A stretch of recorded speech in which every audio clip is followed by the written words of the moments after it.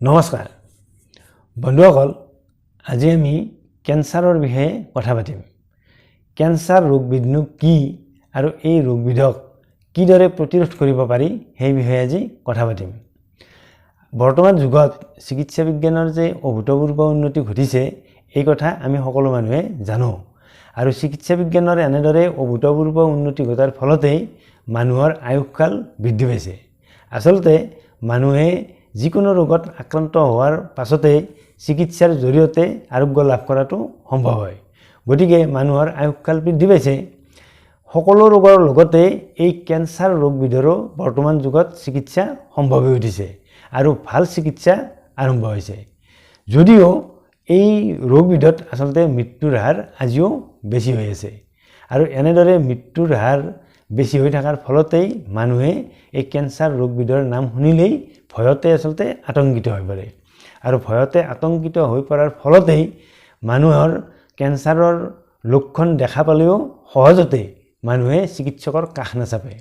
জানোচা তেওঁৰ cancer detection হ'ব আৰু কেন্সাৰ ডিটেকশ্যন হ'লে তেওঁৰ মৃত্যু হ'ব। এনেদৰে আতংকিত হৈ পৰাৰ ফলতেই মানুহে কেন্সাৰৰ চিকিৎসা পদ্ধতি সম্পূৰ্ণ ওলাইছে যদিও এই চিকিৎসা পদ্ধতি গ্ৰহণ কৰাত আচলতে ব্যৰ্থ হ'ব লগা হৈছে আৰু ইয়াৰ বাবেই আচলতে কেন্সাৰত আজিও মৃত্যুৰ হাৰ বেছি। গতিকে বন্ধুসকল, আমাৰ জনসাধাৰণৰ মাজত এই কেন্সাৰ ৰোগবিধৰ সম্পৰ্কে সচেতনতাৰ অভাৱৰ ফলতেই আচলতে মানুহে কেন্সাৰৰ চিকিৎসা পদ্ধতি ওলাইছে যদিও এই চিকিৎসা পদ্ধতি গ্ৰহণ কৰাত ব্যৰ্থ হ'ব লগা হৈছে। গতিকে আজি আমি কেন্সাৰ ৰোগবিধনো কি আৰু এই ৰোগবিধ আমি কিদৰে প্ৰতিৰোধ কৰিব পাৰোঁ। চিকিৎসা বিজ্ঞানীসকলে কৈছে যে আমি যদি কিছুমান খাদ্য নিয়মিতভাৱে গ্ৰহণ কৰোঁ, লগতে আমাৰ জীৱনশৈলীত কিছুমান নিয়ম আমি সংযোজিত কৰোঁ, তেতিয়া আমি অতি সহজতে এই কেন্সাৰ ৰোগবিধক প্ৰতিৰোধ কৰি ৰাখিব পাৰোঁ। গতিকে আজি আমি কেন্সাৰ ৰোগবিধ সম্পৰ্কে কথা পাতিম, লগতে আমি কি কি খাদ্য আৰু জীৱনশৈলীৰ কি নিয়ম সংযোজিত কৰি আমি এই কেন্সাৰ ৰোগবিধক প্ৰতিৰোধ কৰি ৰাখিব পাৰোঁ সেই বিষয়ে আজি কথা পাতিম। গতিকে বন্ধুসকল, ভিডিঅ'টি নিশ্চয় অতি গুৰুত্বপূৰ্ণ ভিডিঅ' হ'ব। গতিকে ভিডিঅ'টি চাই যদি আপোনালোকে উপকৃত হ'ব বুলি ভাবে তেনেহ'লে ভিডিঅ'টিত লাইক এটা কৰিব, লগতে ভিডিঅ'টি আপোনালোকৰ লগ বন্ধু তথা পৰিয়ালৰ সদস্যসকলৰ মাজত শ্বেয়াৰ কৰিব বুলিও আশা কৰিলোঁ, যাতে ভিডিঅ'টি অসমৰ বেছিভাগ মানুহৰে মাজলৈ যায়।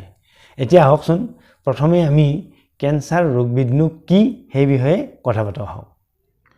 মানুহৰ শৰীৰটো কোষেৰে গঠিত, অৰ্থাৎ মানুহৰ শৰীৰৰ বিভিন্ন অংগ প্ৰত্যংগবোৰ এই কোষেৰে গঠিত হয়।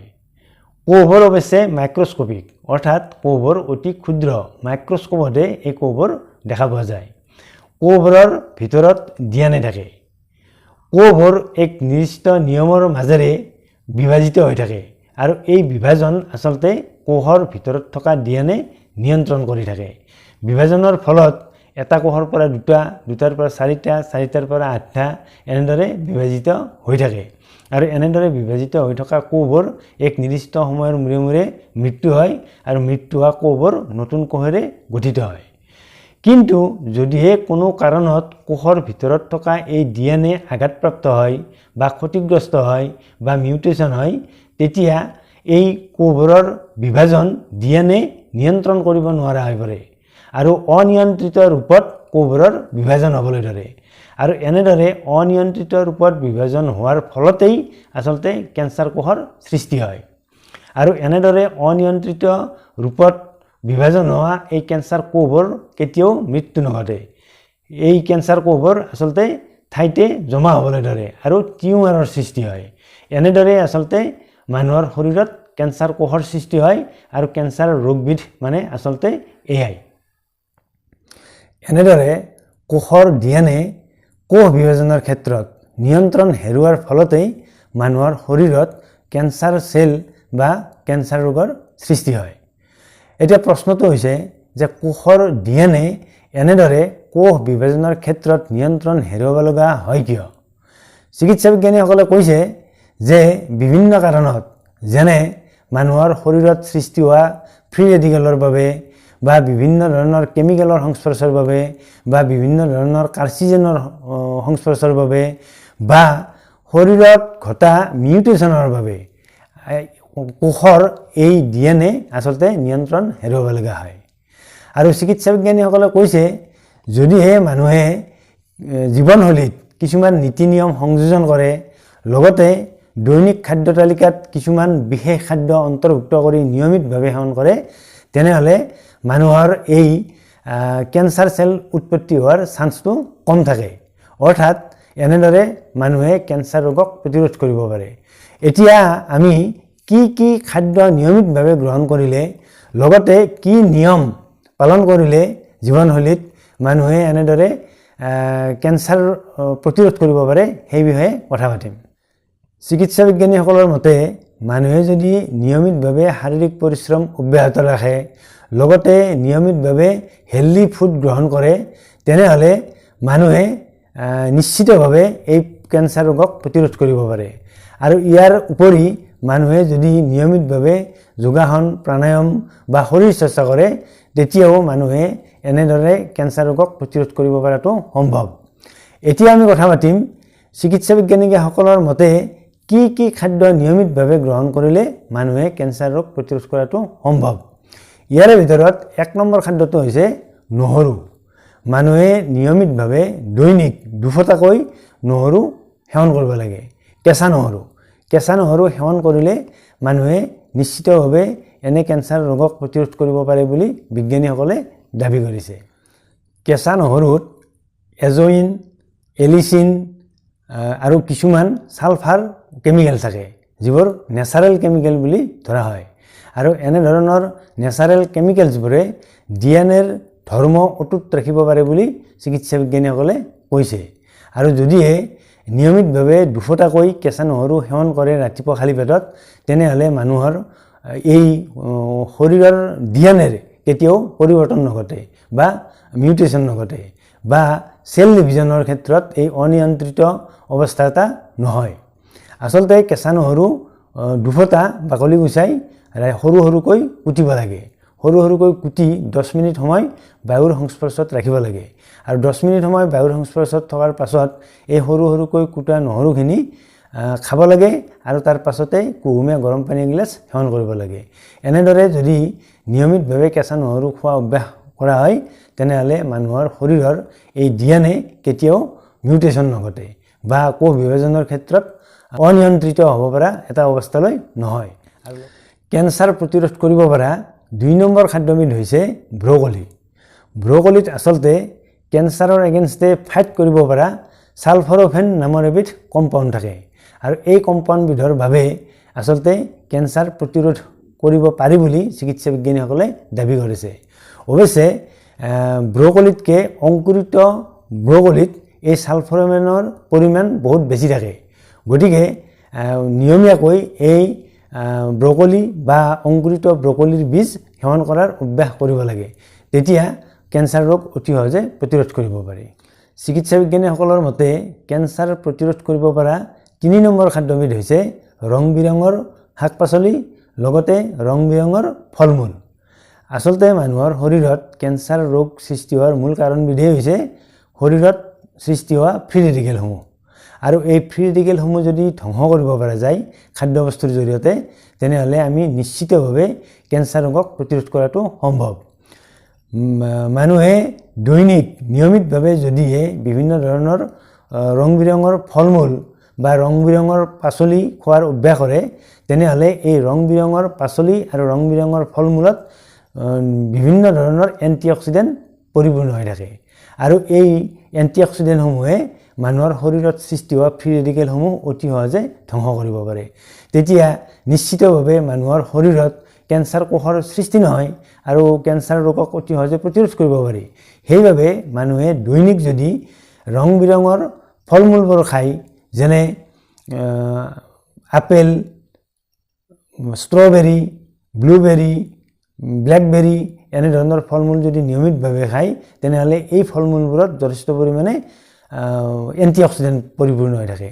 আৰু এই এণ্টিঅক্সিডেণ্টসমূহে মানুহৰ শৰীৰত সৃষ্টি হোৱা ফ্ৰী ৰেডিকেলসমূহ অতি সহজে ধ্বংস কৰিব পাৰে।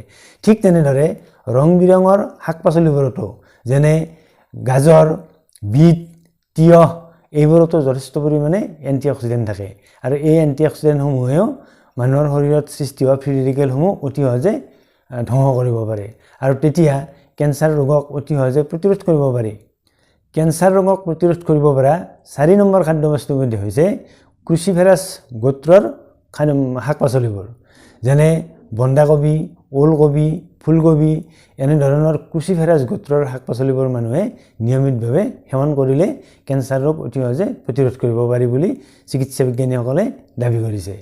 অৱশ্যে মন কৰিবলগীয়া কথাটো হৈছে যে এনে পাচলিবোৰ বেছি উত্তাপত ৰন্ধাতকৈ কম উত্তাপত অৰ্থাৎ লো ফ্লেমত বনাব লাগে, তেতিয়াহে এই পাচলিবোৰৰ কেঞ্চাৰ ৰোগ প্ৰতিৰোধ কৰিব পৰা শক্তিবোৰ থাকে। গতিকে এনে ধৰণৰ ক্ৰুচিফেৰা গোত্ৰৰ শাক পাচলিবোৰ নিয়মিতভাৱে খোৱাৰ অভ্যাস কৰিলে মানুহে অতি সহজে কেঞ্চাৰ ৰোগক প্ৰতিৰোধ কৰিব পাৰে বুলি চিকিৎসা বিজ্ঞানীসকলে কৈছে।